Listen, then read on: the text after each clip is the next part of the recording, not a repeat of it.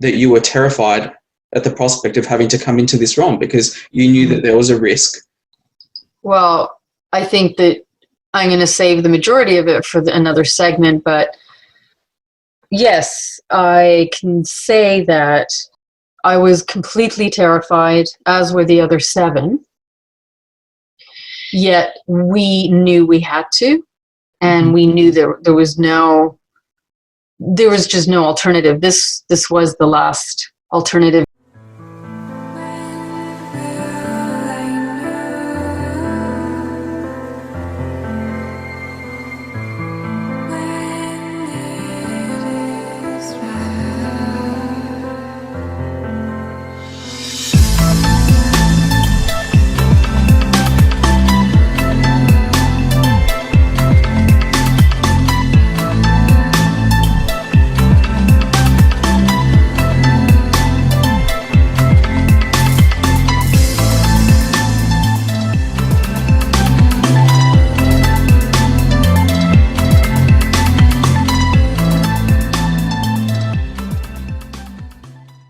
We were given instruction to remember and not forget, and to stay as conscious as possible. So part of getting lost here has a lot to do with not just the amnesic layers of forgetfulness, but the willfulness to want to forget.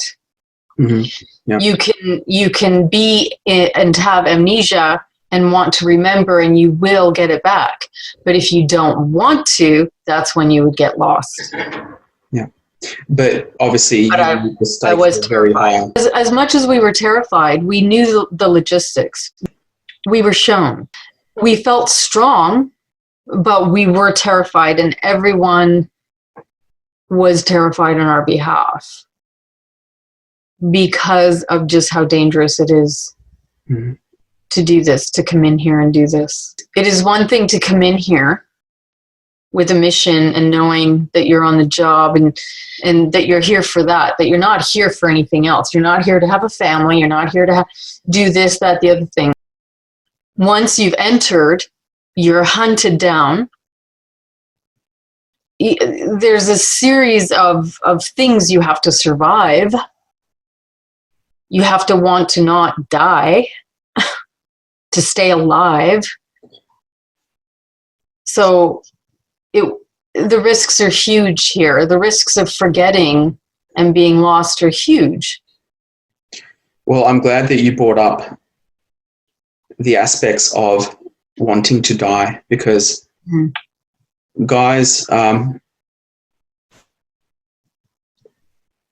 part of this work is to prepare people for the increase of challenges. There are going to be increases of grace. I don't want to just paint a one-sided picture. There's going to be increases of grace to meet the increase in challenge. Everything has its equal and opposite in measure here in the law of opposition in all things structure. So people are going to need the grace, and people who are doing the work and existing with a will to want to be positive and not just giving in to the temptation and the lures of the flesh and the carnal system. Though of course we're all going to stumble.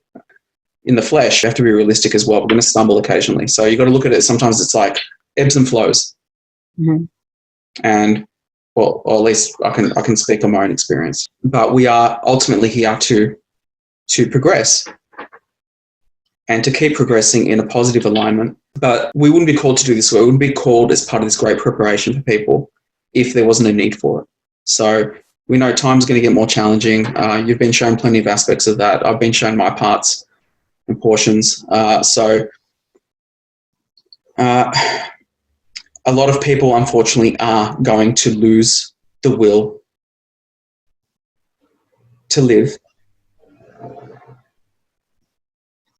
And you're going to have to resist that.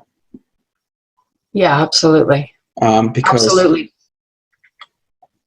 Yeah, unless there's like really extenuating rare circumstances, suicide is considered a failure of the testing ground platform.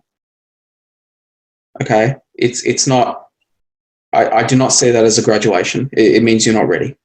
It means you weren't ready, and again, that's not a judgment on anyone.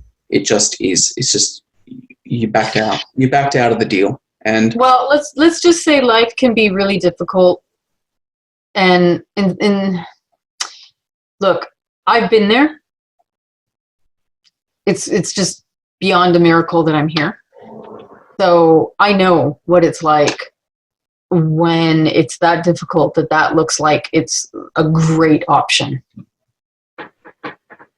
But you're cutting yourself off from your own potential of everything that you can achieve. And that's defeating the purpose of why you came in, because really why we're all here is to do that. And yeah, it's the most challenging thing ever. There's no doubt about it. And this place is designed to challenge. That's the design. But it's also a place where our natural gifts can flourish, and where our own guardianship can come in and aid us as well. So there is no limit to what we can do. This is the whole thing. I mean, if we can just get beyond the limitations that we put on ourselves, and even the idea of the limitations of what we think is physical reality, if we can just get beyond that, we can start touching more into what we are capable of. I'll just give you an example. So I have an effect on a lot of electronics all the time. So I always seem to, especially if I'm stressed out or if there's something, my kinetic ability will automatically alter time and space around me, and everything will start acting up. So that's one example of something that's just done subliminally with kinetic energy, and you're not even harnessing it. You're just like, it's just happening. So if we harness, you can go beyond the matter of this place, which is just made out of space with particles, that are designing the shape of everything. Yeah. You can move beyond it all. There is no real physical place here. So once we get out of our own containment systems in our own mind, we're going to start seeing our own abilities starting to just come out. We need to get to that point. Mm-hmm. This is the stuff where miracles are made. This is the stuff where you see things that people go, oh, that just can't be possible. Look at the example of my blood, where I showed you the pictures, which I should actually show that. We'll save that for another video. There's no physics here. This is an illusion.